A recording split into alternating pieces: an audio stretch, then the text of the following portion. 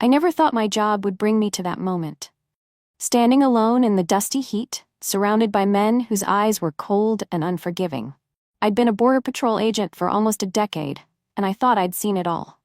But nothing prepared me for the day the cartel decided to make their target. It started with warnings. Small, subtle gestures meant to send a message. A shredded tire on my truck. A dead animal left near my doorstep, but I brushed it off.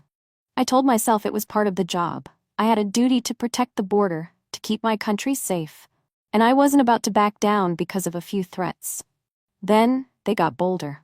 One night, as I was driving down a remote stretch of desert road, they blocked me in. Their truck surrounded mine, dust swirling in the headlights. 4 men stepped out. I recognized them. Faces I'd seen in surveillance photos, names I'd heard whispered in fear. They were part of the cartel that ran this territory. Ruthless men known for their cruelty. They pulled me out of my truck and threw me to the ground. One of them stood over me, his boot pressing down on my back, grinding my face into the dirt. I could feel the barrel of his gun against my neck, cold and heavy. "You think you can stop us?" he hissed. "You're nothing. Just a man in a uniform. Out here, you're alone. You're weak." I didn't say a word. My heart was racing, but I knew if I showed fear, it would only make things worse. They laughed, mocking me, calling me a coward.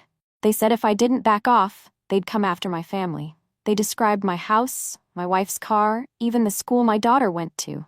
They knew everything. That broke me. They could do whatever they wanted to me, but I wouldn't let them hurt my family. I'd never felt so helpless, so powerless. They were right. I was just one man, alone in the desert, far from backup or safety.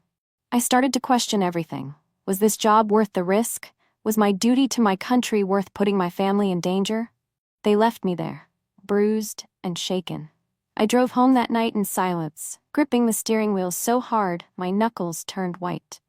When I got to my house, I stood outside, looking at the warm lights glowing from the windows, hearing my daughter's laughter from inside. I knew I couldn't run. I couldn't hide. If I gave in, they'd own me. They'd own every other agent who stood in their way. I went inside and hugged my wife, held my daughter close. I didn't tell them what happened. I didn't want them to be afraid. But inside, I was breaking. I spent that night staring at the ceiling, replaying every moment, feeling the dirt on my face, the gun on my neck. I knew I had to do something, but I didn't know what. The next day, I made the call.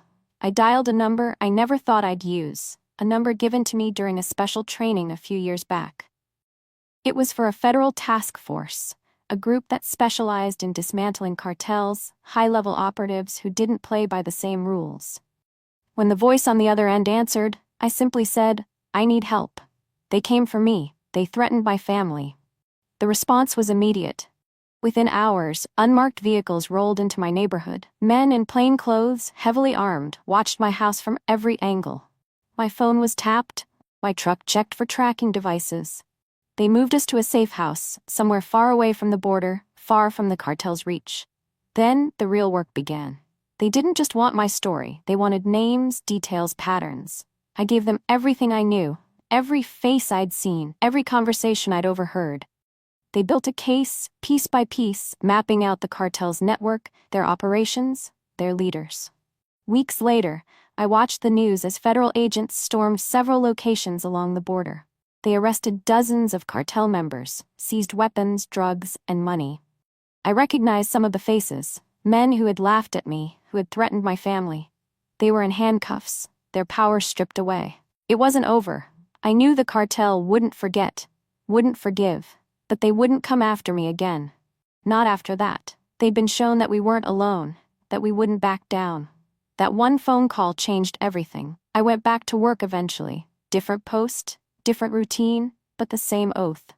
The threats were still there, lingering like shadows, but I stood a little taller, held my head a little higher. I wasn't just a man in a uniform. I was part of something bigger, something stronger than fear. That day in the desert could have broken me. It almost did. But I realized that courage isn't about being fearless. It's about standing your ground, even when you're terrified. It's about making that call, even when you're not sure if help will come. I made that call. And help did come. That's why I'm still here. That's why I'm still fighting.